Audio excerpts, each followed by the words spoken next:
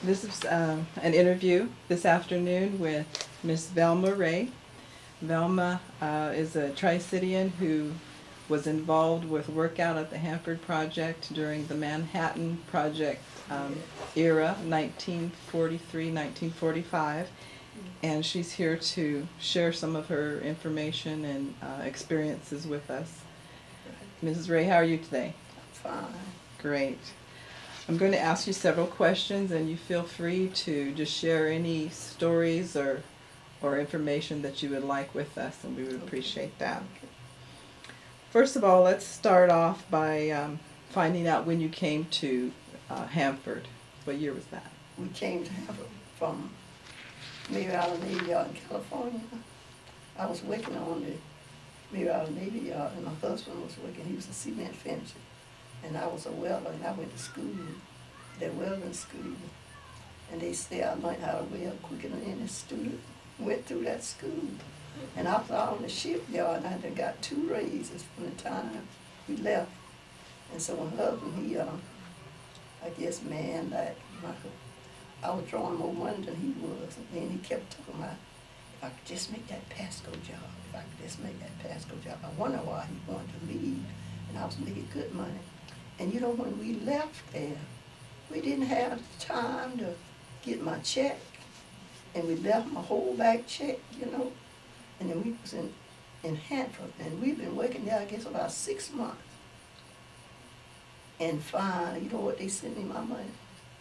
And I wonder how did they find me. It was too bad if I'd been a criminal or something, they'd find me anyway. But thank God I'm a Christian, I don't think about that.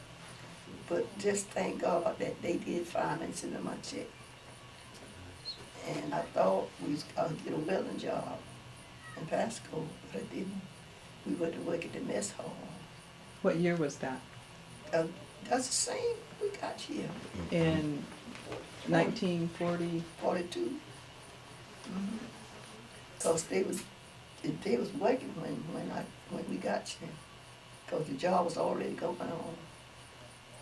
So we talking about, I guess that's why my husband kept on talking about if I could just make that Pasco job. I didn't know what the Pasco job was talking about until we got here. How did you hear about it, or how did he hear about jobs out here? I guess on the job where he was working at. What type of work did he do in California? Cement finishing. Cement finishing. Mm-hmm. And he decided to come, I understand, just to looking for more wages, that he could do better here. And so you all came and brought the family. How many children did you have? Well, we had 3 children at the time, but we had left them in Alabama with my parents. Where did you first stay when you arrived here? We had a little trailer.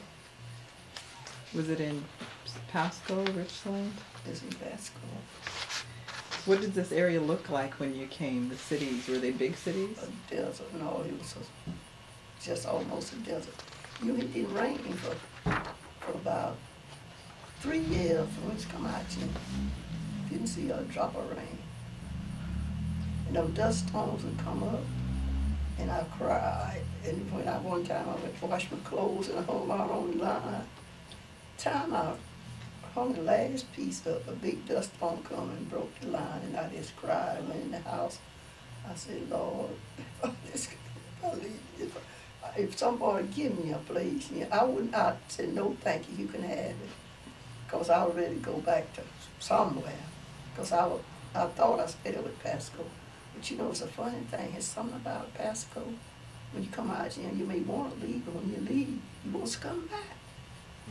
And it's just, I just thank God. It's just a blessing to be in Pasco. Well, that's great. You mentioned you lived in a trailer. Did you ever, at any time, live in one of the trailer camps out at Hanford or the barracks? It was the barracks. The barracks. And the women barracks. It was a funny thing. We could even go down to the back where my husband at, because it was too dangerous. Unless he'd come, you know.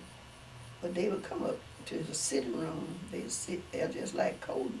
Then he had to leave and go back to his barracks. Were the barracks segregated by race at that time, or just male and female? No, just male and female. You mentioned it was dangerous. What made it dangerous? You want me to tell that? Sure. Those men was raping and women so bad. And so I hate to tell this. Because one day, see, I didn't know it was dangerous as it was. And when I was on my way down to go, you know, a woman would go where her husband at that time. Usually you could go where it was, but this was a time it was too dangerous. And I didn't know that. I don't think he knew it. And I was walking down, and after a while, some men coming up to me. I said, "Don't you see my husband?" Now this lie, you know, God was with me. Because if I hadn't have told them lies, I don't know what they would done. But they was coming up to me, "Lady so-and-so," I said, "Don't you see my husband?" And that wasn't none of my husband, just was a man about 4 from here, that tree, and they would leave me alone. Time I get that foot, that was some more. I said, "Well, don't you see my husband?" Oh, God, I hate so many husbands. It was a little bit scary. And God took care of me when I got to that bed. I fell across the bed. I told my husband I was never coming down there no more. And I wouldn't either. I can understand. But he would come up there and get me. Because I wasn't going down there no more. I'm even nervous now just to think about what I went through with it. Mm. And girl, you try some more praying. I was Yeah. praying every step of the way. You mentioned earlier that, when we spoke earlier, that you also worked out at Hanford, and tell us a little bit about what type of work you did. We did a mess hall number 2. And it was, it was so many people. It was about 5 mess halls. There's quite a few mess halls. But I went to mess hall number 2. There's another lady. We was the hotline girls. And food was already set up on the table when the men come to the door to walk in. And it was 2 hotline girls, and we had, it was plates, bowls, with hot food. And when the men come to that door, we had to go by that couch and stack that food up on our own, about 4 or 5 dishes. And how I done it, I don't know, but they taught us how. And then we get in a hurry and they'll start walking, just do it from one side of the table to the other one. And by that time, get another one. In about 5 or 10 minutes, the whole thing was set up. And me and that girl, we laugh about it, 'cause a lot of times them boss men, they'd stand there and watch us, and I see them smiling. 'Cause we were running, we'd set that table up so fast. They talked about how good we were. It sounds like all of the needs of the workers were met. This was not a place that they came in like a restaurant and bought their food. So that no, was it was provided. just like a, you know, set the tables. And they had everything else already sit on the table with hot food. And that's all we had to put on there. That's why we could do it so quick. Then the table was set up, just that quick. Mhm.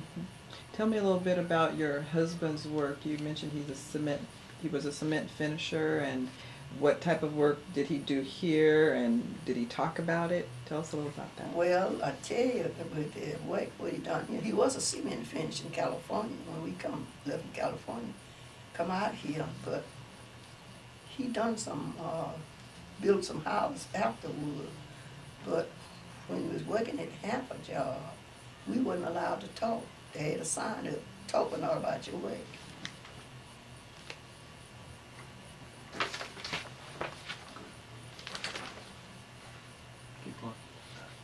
And we couldn't talk about our work. So that's why a lot of times we don't even know what was going on, because it was a secret job. But I do know they was building ammunitions to fight with. Ammunition. Right. And your husband's name? What was Joe it? Williams. Pardon me? Joe Williams. Joe Williams, thank you. And now, basically, you were both contributing to the effort because the war was on at this time, right? Right. Employer-wise, did you know what the company name was, or just the project name that you worked for? Was it the DuPont company, or that he worked for? Well, I don't think he worked with the same company. Cause we was working for the people that served the food on mess hall. Mm-hmm. So it was all the same, Right. same company, Hanford Works. Mhm. Do you feel that the working conditions and how managers or supervisors treated the workers, what did you think about that? He treated them real nice. Real nice. You talked a little bit about the dust storms, and one of the questions I have is, what was the hardest